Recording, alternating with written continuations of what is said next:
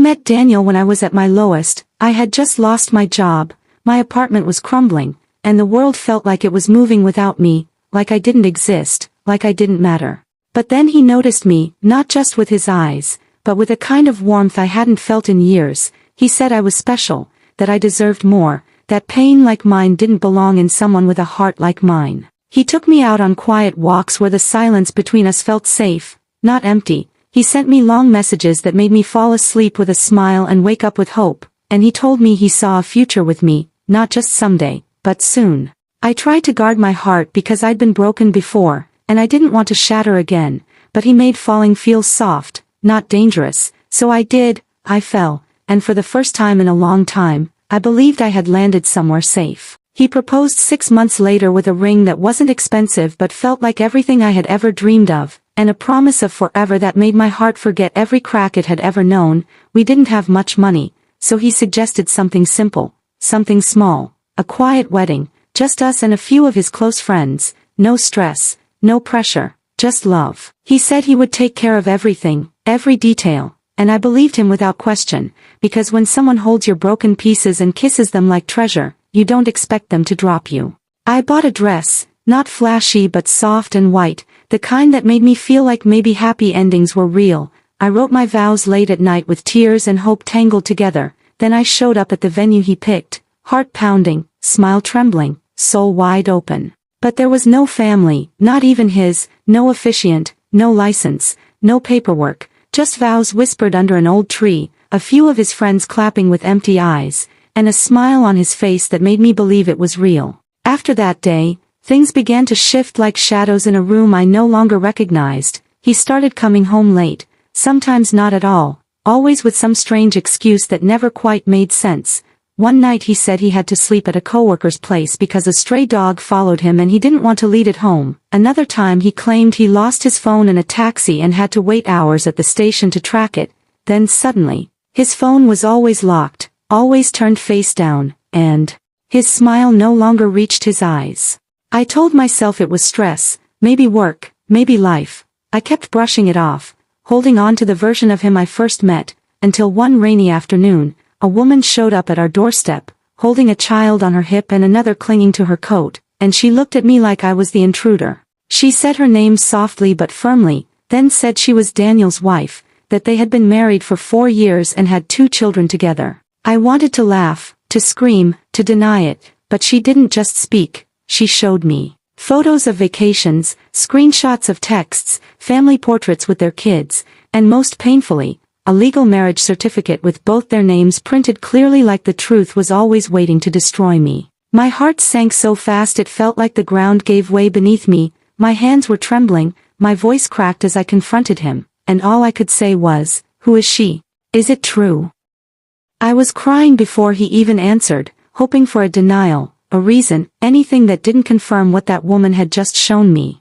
But he just stood there, calm, almost cold, like he had been waiting for this moment. He didn't rush to explain or comfort me, he didn't even look guilty. He finally said, "Yes, she's my wife," like it was a minor inconvenience, not a betrayal that shattered everything I believed in. I asked him about our wedding, the vows we exchanged, the promises he made with eyes that once felt so sincere. He shrugged, then said the words that broke me beyond repair, "I never filed anything, we're not actually married." Just like that, without a trace of emotion, like it meant nothing. I asked him why he did it, why he led me on, why he let me dream of a life that was never real. And he said, "You were easy to be with, quiet, soft, you didn't ask for too much. I just needed a break from my real life." My knees buckled but I didn't fall, I just stood there numb, realizing that every kiss, every late-night message, every moment I thought was love was just him using me to escape his own responsibilities. No remorse, no apology, just a man who wore a mask so well I didn't see the monster underneath until it was too late. His wife was there, she looked around the house like she was walking through a dream that had just turned into a nightmare. Her eyes landed on the photo of me and Daniel on the shelf, the same shelf where I once placed a candle for good luck on the day I thought was our wedding. She picked it up gently, held it for a moment, then placed it back without a word. Her silence was louder than any scream. When she turned to him, there was no confusion, no disbelief, just a deep, chilling calm that made the hairs on my arms rise. She asked, "How long?" And he didn't answer, so she asked again, slower this time, "How long have you been living this lie, Daniel? How long have you been building a second life while pretending to be a husband and a father?" He tried to reach for her hand, but she pulled back like his touch burned her. She said, "I begged you to come home for your daughter's recital. I thought you were going through something. I even defended you to my own mother. But this? You were here, playing happy family with her, telling her the same lies you told me when we first met." Daniel started to cry, real tears, not because he was sorry, but because he was caught. He said, "You don't understand. I didn't plan this. It just happened. I needed peace, and she gave me that. I didn't want to hurt you." And his voice cracked like a teenager caught in a lie. But nothing he said made sense because nothing justified the years of deceit. His wife laughed, but it wasn't out of humor. It was a bitter, broken sound, like her soul had snapped under the weight of betrayal. She said, "You married me, gave me children, made promises under God, then turned around and did the same with her, and you think peace is what you were chasing? No, Daniel, you weren't chasing peace, you were running from responsibility." Then she looked at me and said, "I'm not mad at you, you didn't know, you were just another woman he used, just like every woman before you and probably every woman after.